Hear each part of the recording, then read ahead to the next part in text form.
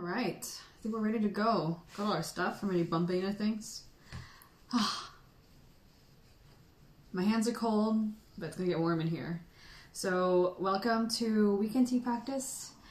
Right now we're going to be roasting some green tea because we are halfway through the green tea drink down challenge, which is, my attempt to stop having 100 green teas in my collection that I'm not drinking. And I think if we're gonna be roasting some tea, it's gonna be one of the the ways that if you find a tea that's just not responding, it doesn't have any flavor left, it just looks really sad, I think that roasting is probably gonna be the best bet for that kind of green tea that, just hasn't stood the test of time, if that makes sense.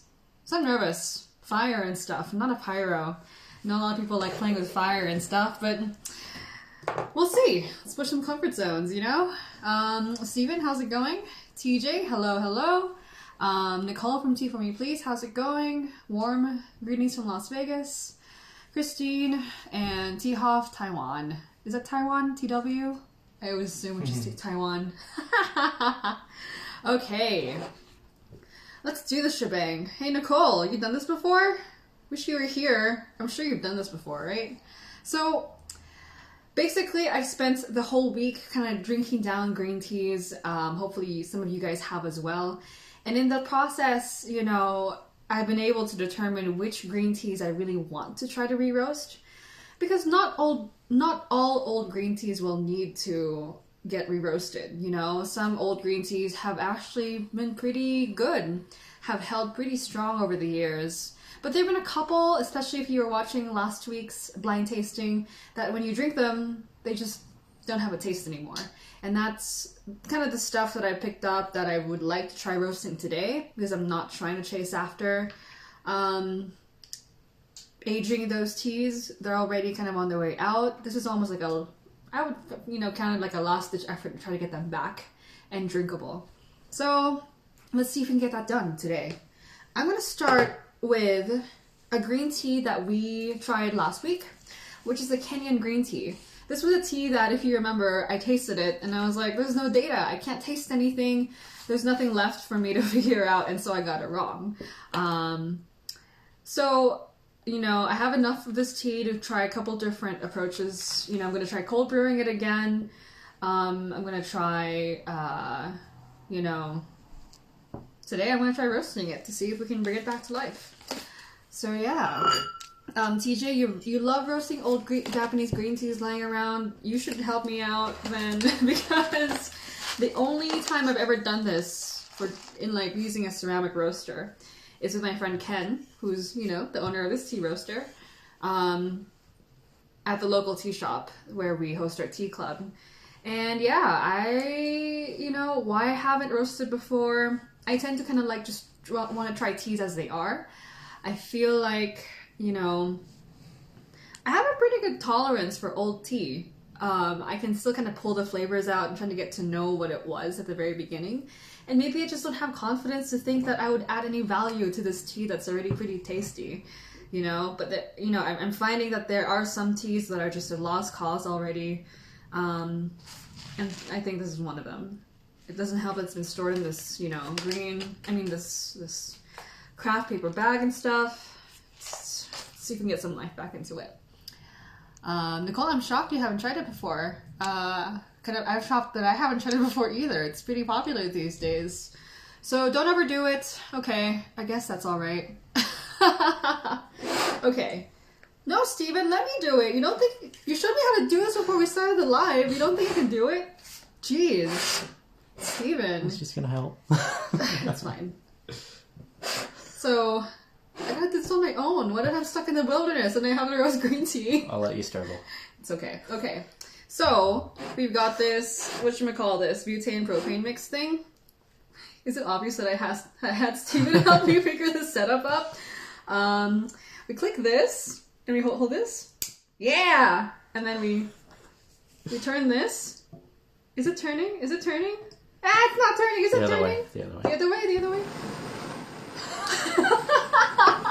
Okay, that's a little heavy, right? Which way do I turn it? There we go. Shh. Oh my god.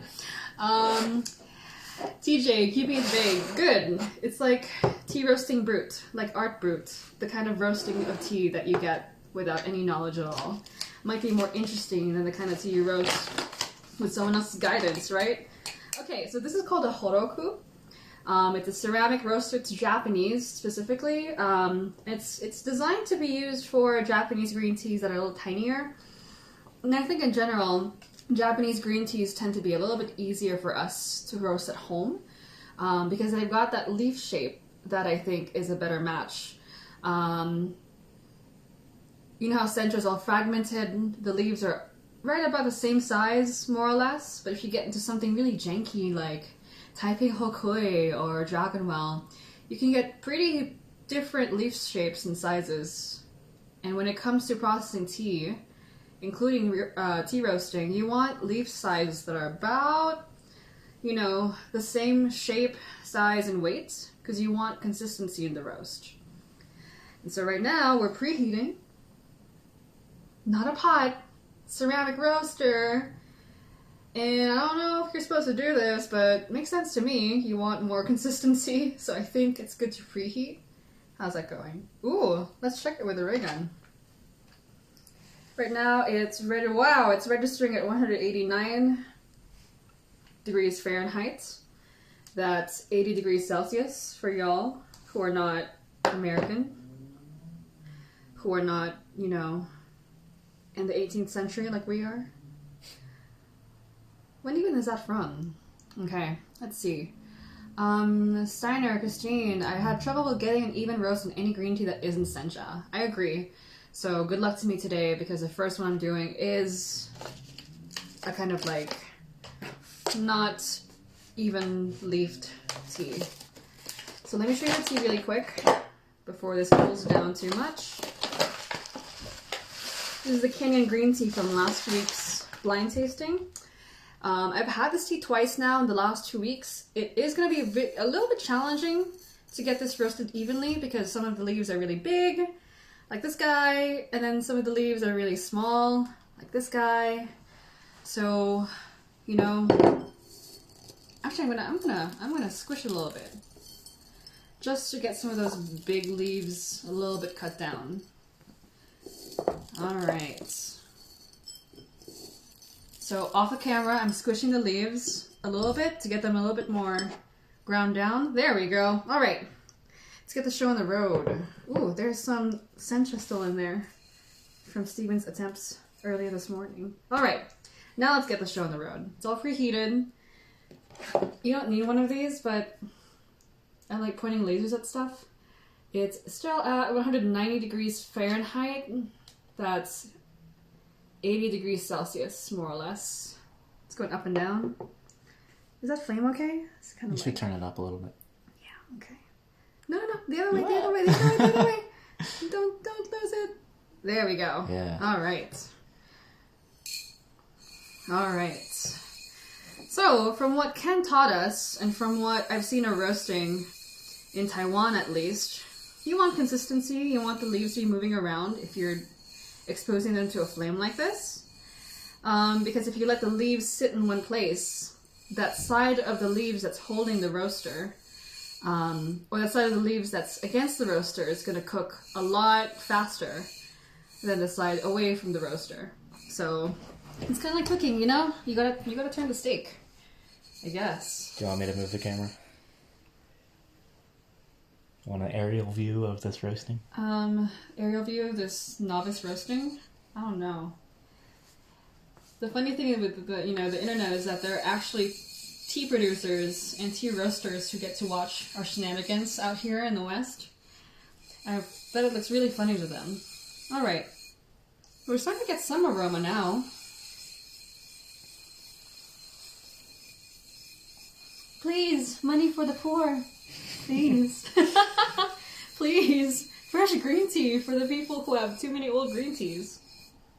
Okay. There's not much aroma there. I'm going to turn up the heat a little bit. Like this? This way, Stephen? No, it's the other way? Clockwise? Counterclockwise? Counterclockwise. There we go. Okay. Yeah, more heat. And, you know, what are you looking for? You're not going to see the color change as much You know, don't go by the color. I would say go by the smell. So a lot of tea processing, including roasting, seems to be informed by smell and feel rather than sight. I mean, especially with leaves that are pretty dark like this. I mean, they started out dark and now they're dark. Not much of a difference.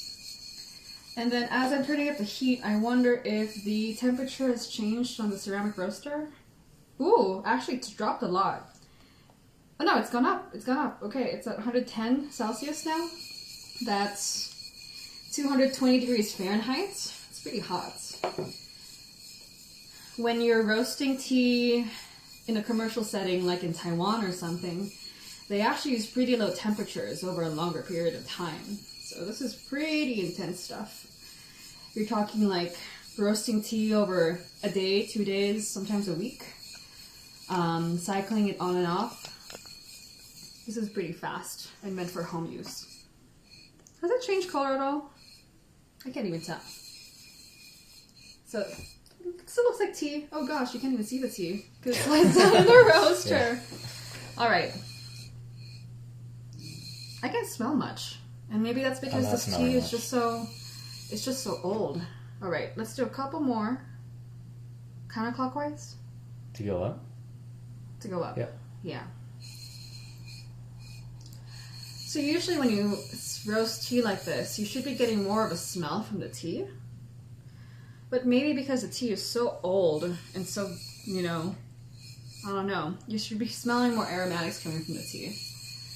But we'll see if at least it improves it.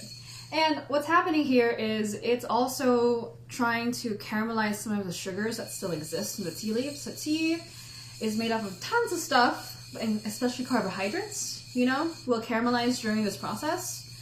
And that's what's going to give you that sweet flavor that we like in roasted tea. So hopefully we make something out of nothing.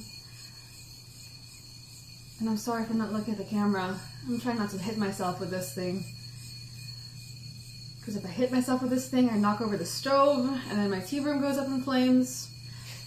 And then we're going to get the news. Girl on live stream burns house to the ground in Las Vegas, Nevada. What an asshole. Okay. Cool. I don't smell much. I'm going to turn this off for now. This way, this way, this way, this way. Yeah. Cool. Around how long was that, do you think? How long would we take? Yeah. So, there's a tiny bit of smell to it. Not much. And that tells me that, I don't know, maybe the tea leaves really just have degraded that much over time. And then this guy has a really cool feature where the handle also acts as your slide. Okay, then let's compare it with the original to see if there's a difference in the color. Are they still hot? Ooh, they're pretty warm. It's like printer paper from the printer. Still warm. Again, this is the Kenyan green tea that we're roasting.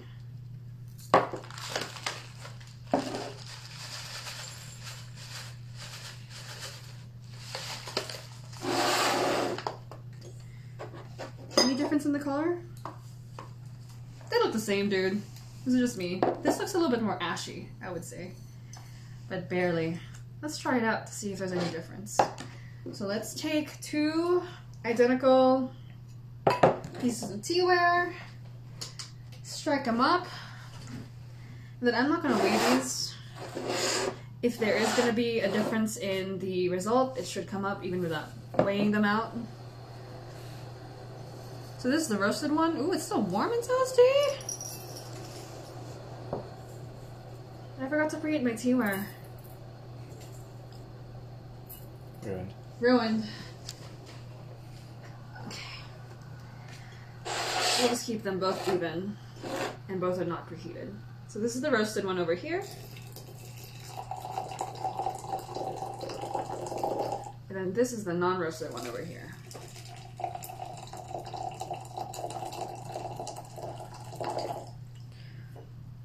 Okay, let's see if there's a difference already coming out in the color. They look pretty similar. So I'm gonna let these two sit for a little bit. And while those two brew, I'm gonna start roasting a tea that's a little bit more tried and tested in a horoku, which is a fukamushi sencha. And I'm gonna try to stand up Steven from this morning because this kid already tried roasting this morning. This sencha.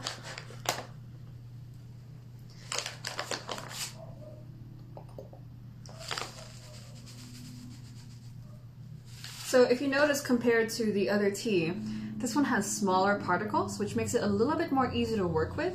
Because imagine trying to like pan fry this and this. Ooh, do I have enough fingers for this? Ooh, yeah. And this. They're different size leaves, you know? So they're going to be they'll be roasting at different rates. They're not evenly being exposed to the surface of the roaster. Whereas when you have sencha like this, the leaves are also small and flat. You know, they have the flat needles, which makes it a little bit easier for you to get an even roast on the leaves, and just for the leaves to get any roast at all, because we were having trouble with the Kenyan green tea, which is so wiry, to even pick up any of the roast, which is interesting. So this one, I think we'll see a much more intense change in the color and then the smell.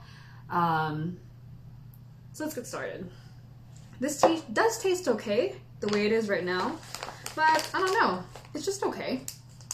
It's just alright. And sometimes you get to the point that alright tea is just boring when you have so many good teas to try. Okay, getting my hair out of the way. Have you guys tried roasting tea at home? TJ, if you're still here, what teas have you tried roasting at home yourself? Because Japanese green tea is the natural match for these kinds of roasters. But I'm also curious about trying different kinds of Japanese green tea that you usually don't roast. Like, I'm curious to try Genmaicha. You gonna do this for me? Are you serious? Okay, fine. Counterclockwise? There we go. You don't believe in me, Steven. You had a handful. Is it because I'm a girl? Yes. I'm just kidding. Wow, no, it's not funny. Alright. So, right now it's like a grassy, kind of nutty sencha. It's a fukamushi sencha, which means it's got that deep steam on it. So it's a little bit more savory, a little bit more nutty than your fresh, super green sencha. So let's get this started. You're gonna see me doing lots of twirling this round and round and round. And trying to sit up, because I'm not tall enough for this.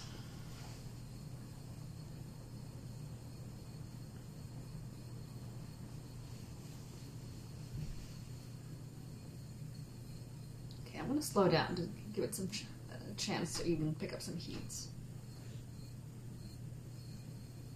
Can you smell anything, Steven? Not yet. I can't smell anything yet. This should take less than 5 minutes if you're doing it at home.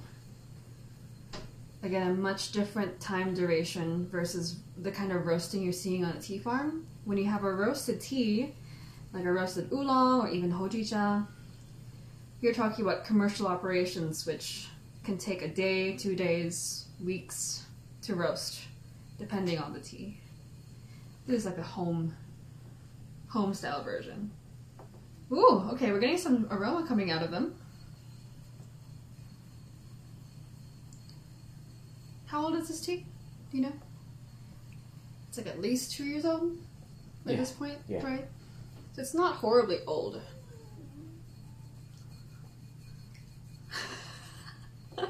I'm hearing my dog crying from the other side of the room. Should probably let her in.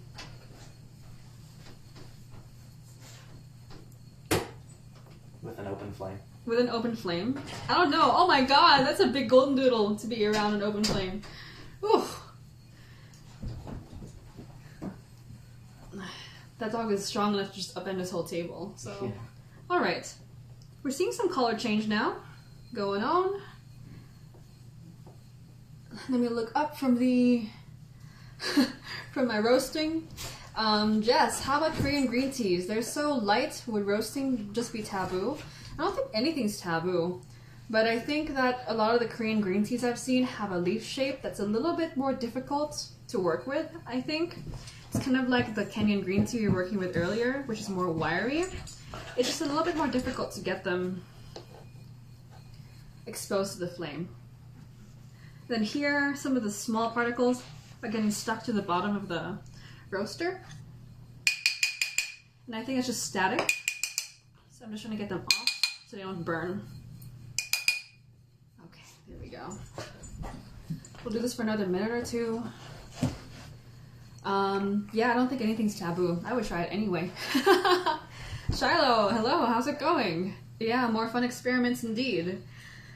I've had food in my tea room this week. Now I have open flame in my tea room next week. Next week's gonna be even more interesting.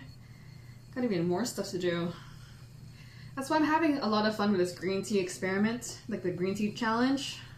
It's stuff that I usually wouldn't do, but out of the need to do something with my old green teas, I'm trying to forge some new paths here. And then Jess again, but I guess they're a bit wiry, so maybe not too good to roast evenly. Yes, I think that's the issue. If you want to roast them, you'd need something that's a little bit more enclosed, I think, because a lot of heat kind of escapes from up here. So I know that when they roast, for example, oolong, you want a more enclosed space where, you know, this part here is going to be a little bit different than this part down here. With this specific kind of roaster, you're relying on the heat from the very bottom, kind of like a frying pan, rather than an oven, to get the leaves to start roasting.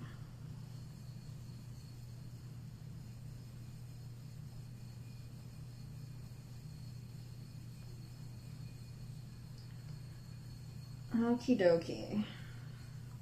It's got some color now, Steven? It's smelling it. Yeah. Yeah, okay. Stop at a really, really light roast for this one. Boop. Let's see if we can see a color difference in the leaves.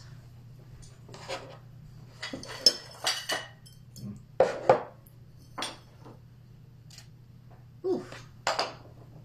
Ooh, I gotta get these out of the way because right now they're still cooking in there. So I'm just gonna put this plate up and toss them down. There we go. It's a lot of work for a little bit of tea, that's for sure. And then let's compare it with the batch from earlier today, which was unroasted.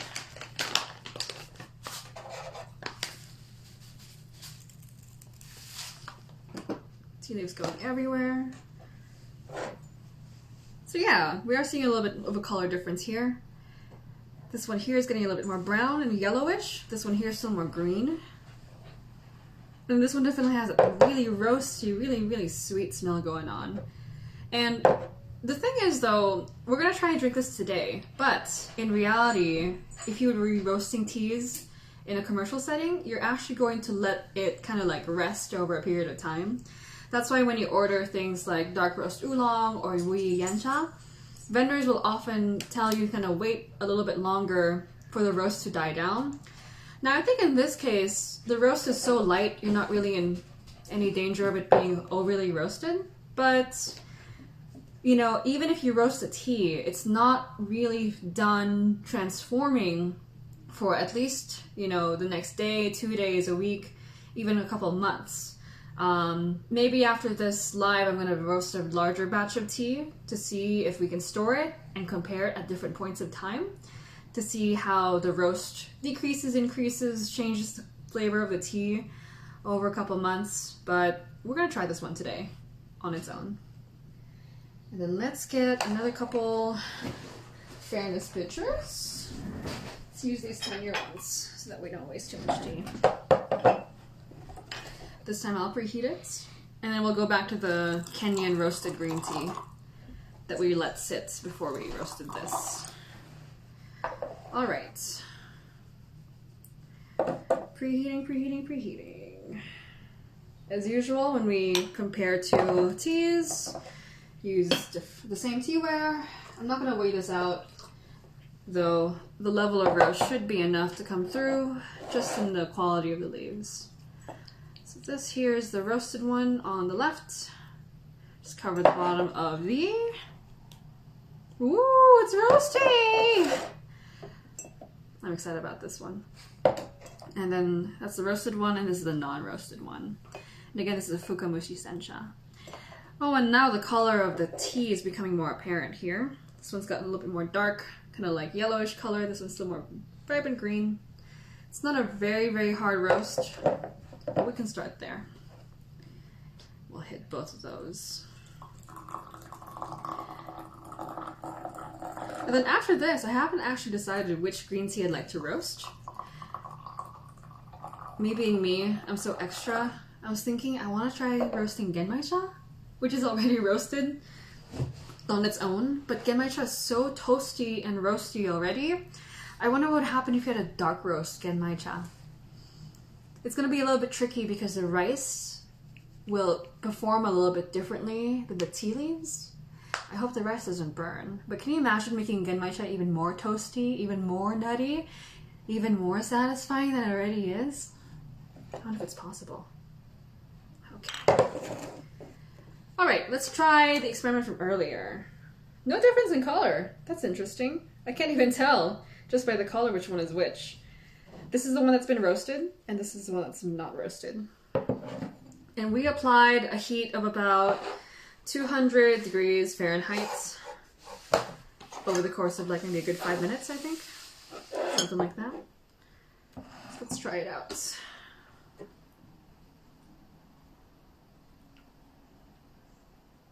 So again, this is the Kenyan green tea that I felt didn't have that much flavor going on for it. Let's try it. So this is roasted.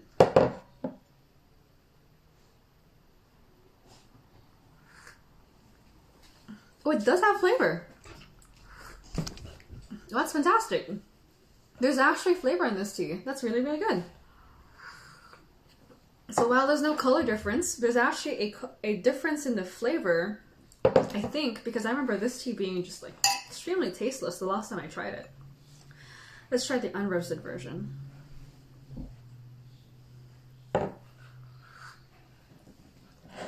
Ooh, it's got flavor, but it's bitter.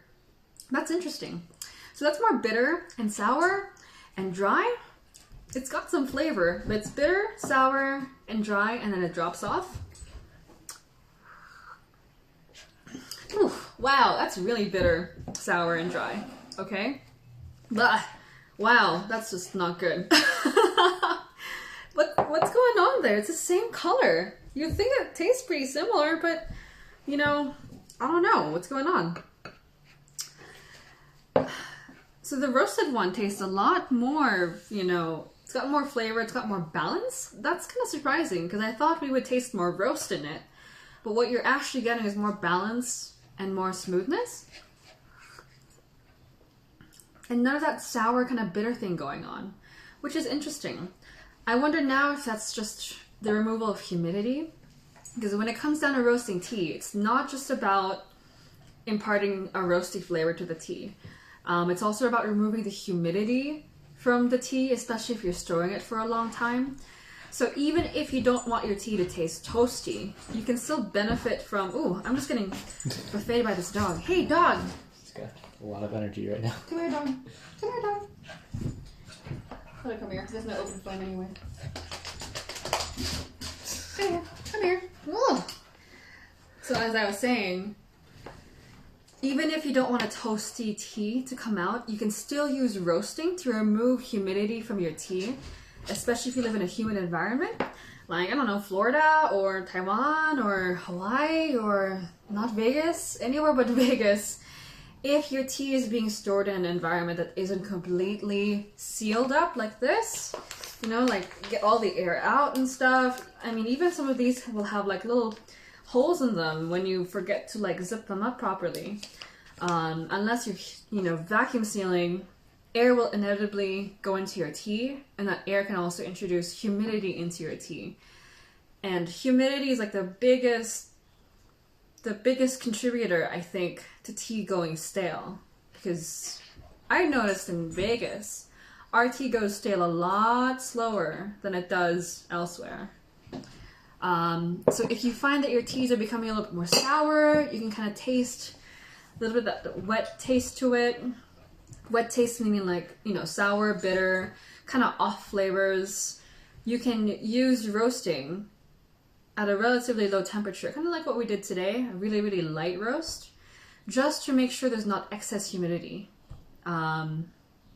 So yeah, without putting the toastiness into it. So yeah, ooh, that's... Okay, so this went well. This ended up being more balanced, more sweet. I actually think that what I just drank was this. This is worse. Ooh, that's really bitter. Yeah. So,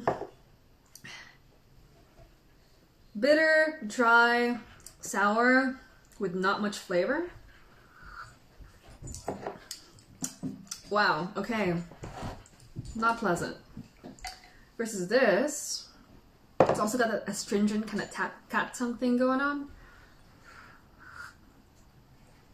Then that still has some of that dryness going on, but not nearly as much.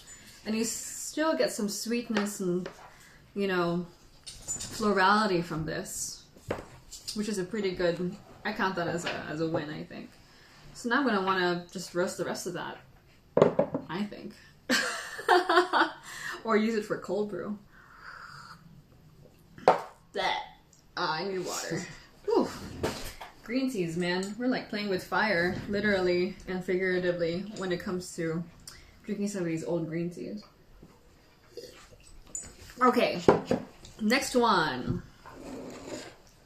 The roasted sencha and the unroasted sencha. Actually very similar in color. So not much of a color change there. I'm surprised the color doesn't change very much. Let's see if there's a difference in the taste. In this situation, let's try the fresh one first.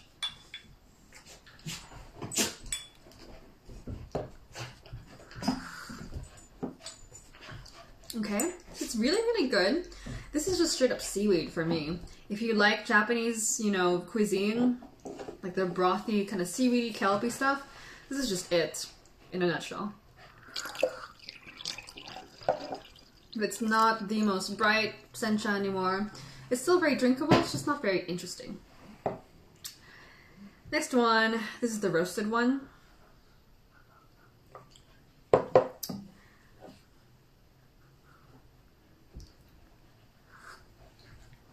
Oh wow, that changed a lot. So, gone is the kelpy kind of seaweedy thing going on, and now it's a little bit more toasty. A little bit more mild and smooth. The texture is really nice, actually, very satisfying. Yeah, a lot easier to drink. So, I'm surprised because I'm not getting as much of a roast on these. I think I need a higher flame, longer time, just more intense roasting to get more roasty taste, if that's what you're looking for in these teas. But even just a light roast is just developing so much more balance, so much more smoothness in the teas that I didn't expect. And it's just kind of like making them more pleasant because the texture improved as well, and that's not something I expected from doing this. I was expecting more change in like sweetness, more change in flavor, but the texture seems to have improved also. Alright, I'm actually going to try roasting this tea again with like a higher degree of roast. How did you roast this morning, Steven? With that much of a roast? You like got it dark and nice. Do you think I'm swirling it around too much? You hold it kind of far away from the flame. Because I'm scared. And you take it off the heat a lot too. There you go. That'll do it. This is so fun. Okay, let's try this again. Get all the excess from the last time out, just so we don't burn them. Wipe that out. No, I like it when it's all like mad looking like that. Oh my God. It's kind of fun, right? All right, same tea. Let's pump it, I guess. Preheat. Oh wow, it's really hot now. Jeez. Whew. Let's even get a lot darker than we have so far. Alright. Okay, now I'm sweating. Jeez. Do you hold it closer to the flame like this, Steven? You also have a lot less tea in there, so it's probably more sensitive.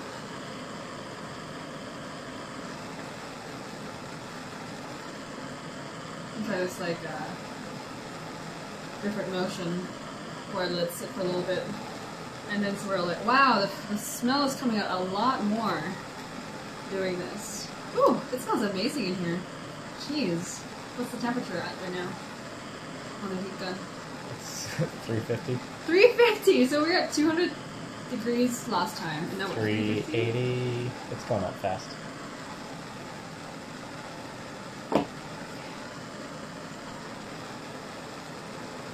It smells really good in this room, let me tell you that.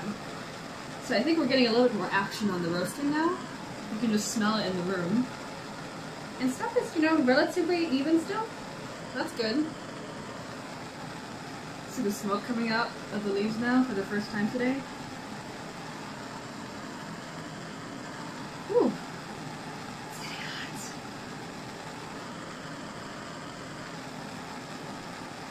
TJ's advice for us is don't overdo it. I think I've been underdoing it because now the smell's coming out a lot more. I'm always scared to overdo tea processing.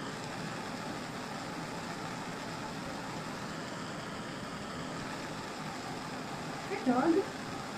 I know, there's interesting stuff going on here, huh?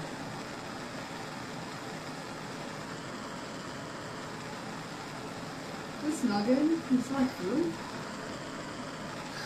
We're just getting tired. Whew. Whew. Let's do a minute more.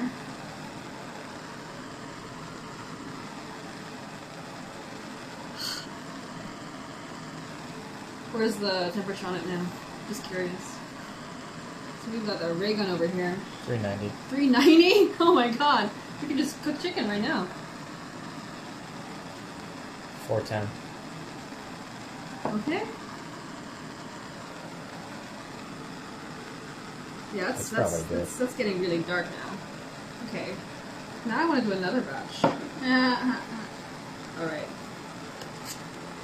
Let's do another batch. Then we'll go even darker. See how brown it is now? Cold beans. Now that you got me started doing the really dark roast, I want to like just charcoal it. Make charcoal, dude. Alright. Yeah, I just dumped it in. So we're doing the fourth attempt at the same Fukamushi Sencha. I did a really, really, really light roast. More really like a refresh roast. Then I did a medium roast, which we just finished. And then this one, I'm going to try to make it really, really dark. Like comically dark. That's okay. It smells extremely delicious in the room. What would you smell? What would you say it smells like? Like cooked rice? Like when you're cooking really, really delicious rice? It's kind of nutty. It's sweet, sugary. Would you say sugary? I would. You've got some like really nice sugar going on in your life. I get like a more creamy smell from it. If any of you have been to a tea processing facility, like when they're making oolong or even just roasting tea, you know the smell is really amazing and extremely distinct. I don't know if I've ever smelled the smell anywhere else, the distinct tea processing smell. Steve T, how's it going? Thunderhawk, how's it going? Sorry I haven't been looking up. Again, I'm just trying not to hit myself in the face or in the stomach with this. That'd be the day.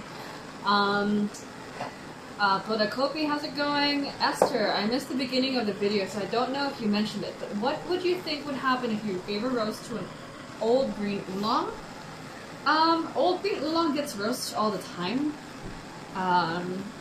We usually use a slightly different kind of roaster than this. This roaster is designed for Japanese green tea and for home use. If you notice, like the leaves of sencha, I'm going to put it up, they're kind of like fragments, so they're really easy to roast in a flat roaster like this. But if you think about oolong, oolong's like round, right? It's going to be a little bit more difficult to get a roast even, like evenly across the whole surface of the leaf. of a green oolong that's been balled up in something like this. And even if you're talking about something like baozong, the first green tea we tried had like this kind of wiry shape. It's harder to get a roast in it also because you're not able to expose all the surfaces to the roaster evenly.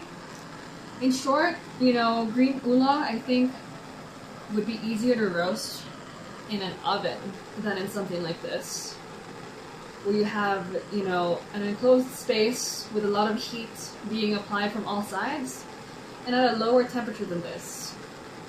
If you're roasting green oolong, by the time you get the inside roasted, the outside's going to be burned. Or you might roast the outside and then the inside's still going to be kind of like green, which in any situation, you don't really want unevenness in tea roasting or processing. So yeah. Oh, I feel like I'm out of shape. Just like jiggling this around and talking is difficult to do. What temperature are we at right now? 410. 410? Okay. I'm also sitting up on my knees, because I'm too short for this. Okay, where it's at right now, it's where the previous batch was. It's getting more brown. It's getting kind of like yellow-brown. But I want to get this really, really dark. Like comically dark. To see what happens to the flavor of the tea. If you weren't here earlier, the reason why we're shaking is so that we're not burning one side more than the other side. If you guys cook at home, you'll know exactly why we're doing what we're doing. And I could just, put this up here, but I'm just not tall enough, dude. I need arm day. Someone take me to the gym. Christine? Alright. You can do this at home with a frying pan, even if you don't have a ceramic roaster like this, or horoku. You could do it in the oven as well. Basically, all you want to do is just to make sure that the tea is getting an even roast all around. So, if you're frying, think about stir fry and how you want the stir fry to come out evenly. You don't want parts of it to be burned and parts of it not to be burned. The horoku is just a little bit easier to use because the walls are more enclosed, so the tea doesn't fly all over the place.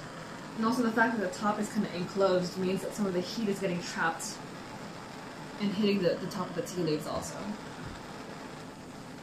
But, Esther, I don't know why not. We should just try green oolong sometime when I give my wrist a rest. This is tough. And that's just one step of tea processing. I tell people that no matter how often I go to the tea farms, no matter how many times I try to process tea, it's always so difficult to process even one batch of tea. And some people do it day in, day out. So much labor. Not to say there's a dude in Japan who's just sitting there doing this for every batch of hojicha that leaves the country. But it's labor intensive in other different ways too. It's getting pretty dark, huh? No, it's more. So as I'm getting it darker and darker, I'm seeing more unevenness in the roast too. So the more you roast it, the more you kind of expose yourself to mistakes and little issues with the consistency of the roast. So unlike my first batch where the whole batch had the same kind of even color, this batch here is a little bit darker but still has some green bits. Okay, how does it look compared to this batch here? Ooh, it is much darker. Let's just put it on for just a little bit longer. And I want to get comically dark. I don't want it to look like the original tea anymore.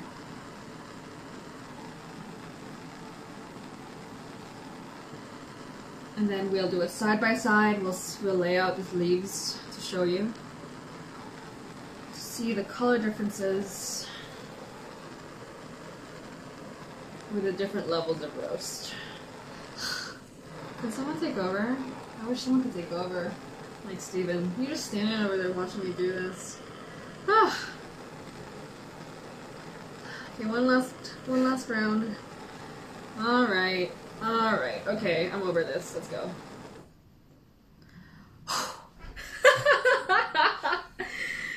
Okay, cool beans. Let's do this. Alrighty. Alrighty. So, we've got the, let's call this a high roast tea. Ooh, that's a satisfying sound. It's really dark. Ooh, wow, it's smoky. Really smoky. Jeez. And then this guy over here. And then the original tea, which we got over here. And I'm going to show you the color differences of the roasts in a little bit. Wow, it's a big difference. Whew. Shiloh, tea exercise. Oh my god. Get out of here. My sense of humor goes down as I get tired, huh? I bet it's nothing compared to like kneading dough. I mean clay, kneading clay and dough. Okay, this is the original. This is the medium roast. And then this is the dark roast. So pretty different levels of color. We're gonna brew these up again. So this is unroasted, roasted. We'll brew them side by side with the unroasted, the light roast, like really light roast, and the dark roast. So we'll put the medium roast in the middle here, and the dark roast over here. Let me move those on screen so y'all can see what's going on. Then I have my lovely assistant, Steven. Let's put that over here. Okay. So that's the medium roast. And that's the dark roast. Okay. Put a couple more of this in here. All right. Let's get them brewing.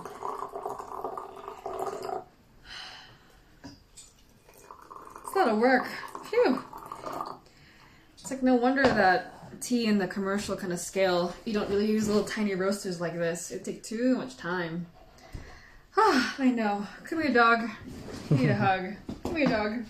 Hi, dog. How's it going? Oh. You want to taste some tea? Doesn't it smell really good in here? Yeah? It smells really good. No, don't actually taste the tea. Oh my god.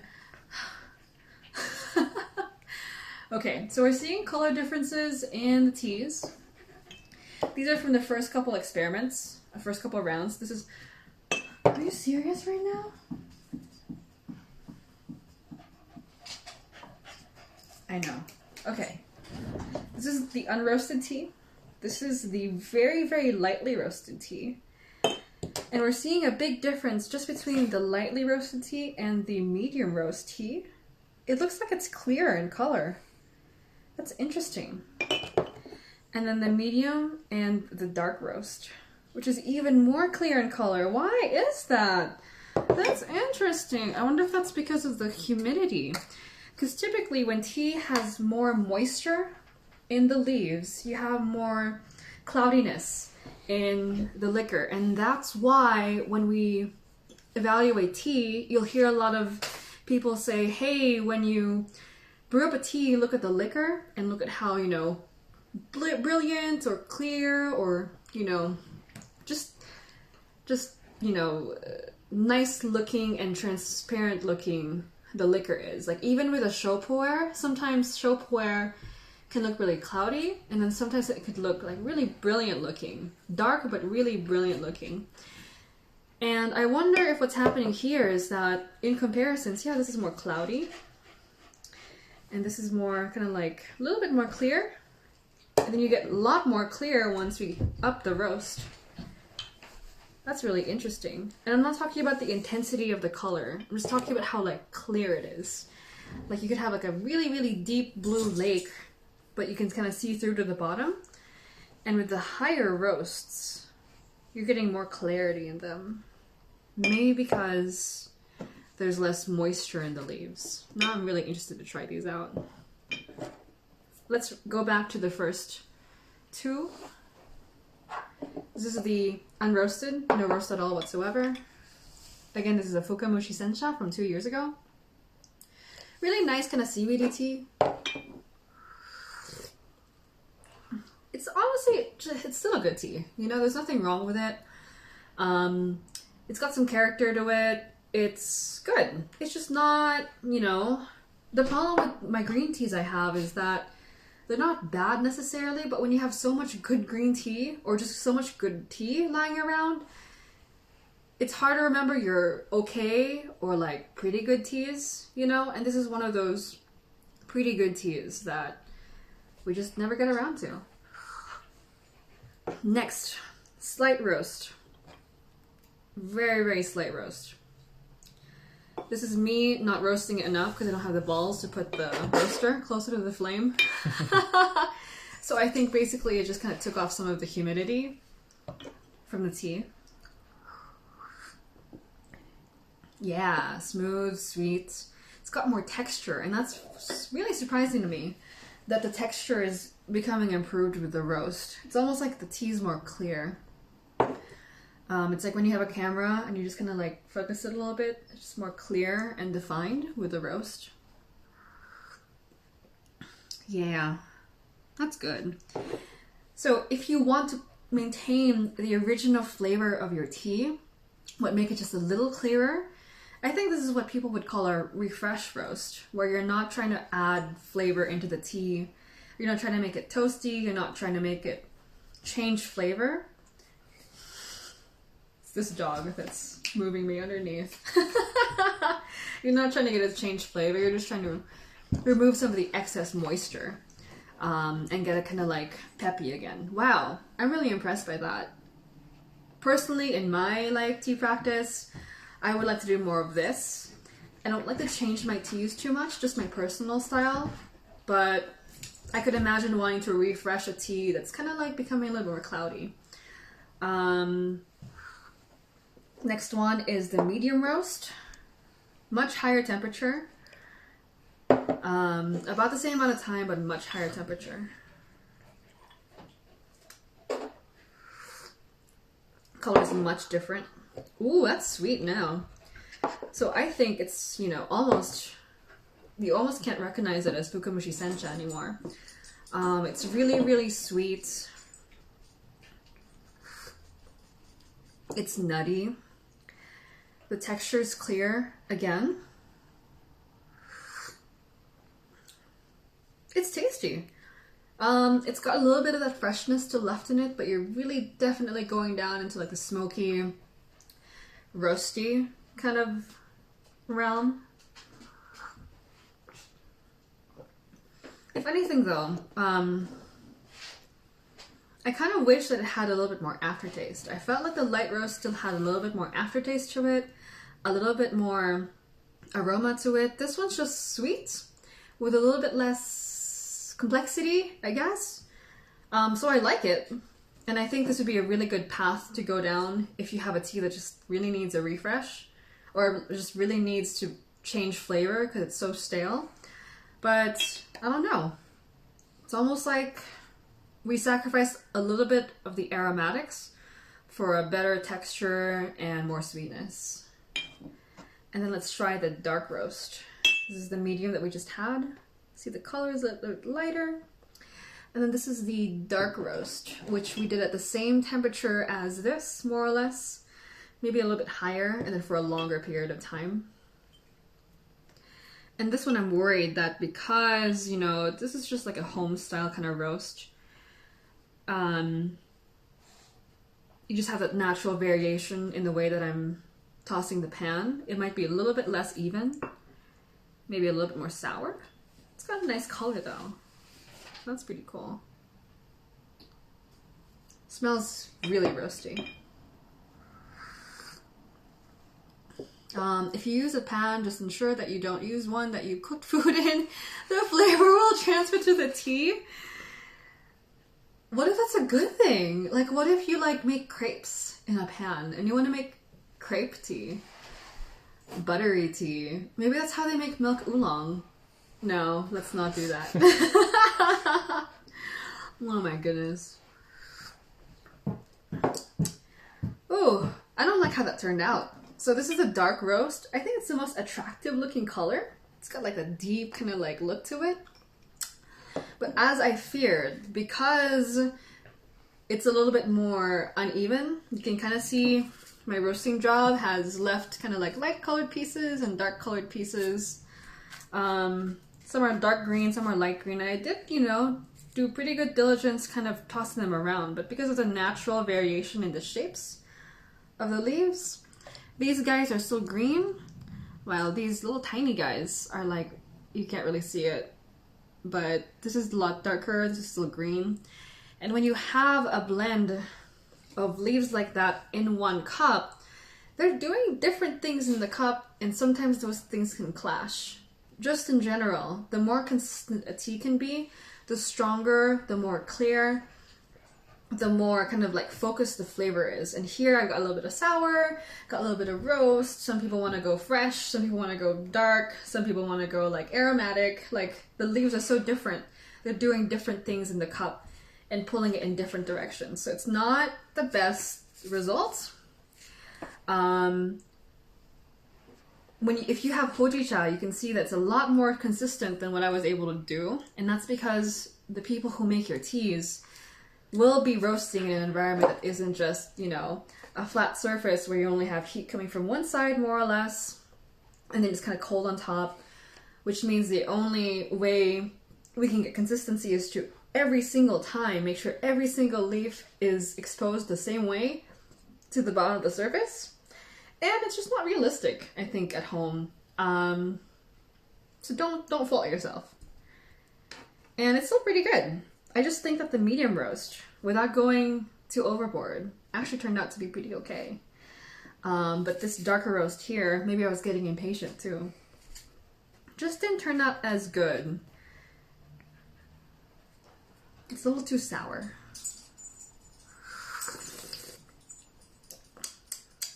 It's not bad though. And also coming back to what we were talking about earlier, the darker the roast, the more the leaves are transformed. And sometimes it takes a little bit of time for that to catch up in the flavor of the tea. And that's why we have rest periods where really darkly roasted teas have this kind of, you know, suggested rest period for the tea to kind of come into itself. So what I'd be interested to do is to roast up a batch of tea just like this and store it, you know, in different containers, similar but different containers, or, you know, just put it in one container and then over time kind of take tests out of that batch to see how it's changing over time. To see how roast goes. I mean, roast is just so complicated. You're talking about caramelization, you're talking about how aromatics are, you know, being changed by heat. Out of everything that you can do with your green tea, it's probably the most dramatic change that you can do. You know, it's almost like putting tea in wet storage versus dry storage. It's a lot. And I don't know. I'm usually not that enterprising to have to change tea that dramatically. Out of all of these, probably my favorite is probably this one. I'm so boring. Like, the tea that I roasted just a tiny bit, it didn't change the character of the tea that much. It's still the same tea. It's still a Fukamushi Sencha. You can still taste that deep steamed, nutty, savory thing going on. It's very seaweedy, Japanese green tea classic profile. You didn't change it. You just made it a little bit more clear. In my personal taste, I want tea to taste what it wants to be. And I think this is just still the tea, and we give it a little bit of help. If you want a more dramatic transformation, I think that going darker is gonna get you, you know, just more of that wow factor, like, holy crap, I actually did something to change the tea. I don't think this changed very much. I think we saw the change in the medium roast and the dark roast. They're just more dramatic, but they're a little bit more changed. So yeah, well, we're about to run out of time. We spent my whole time like roasting teas. So thanks for joining us. If you have any questions about the roasting, if you have any of your own experiments to share with us, Let us know. This is new frontier for us. Really fun trading notes with you. Appreciate you. Have a good week.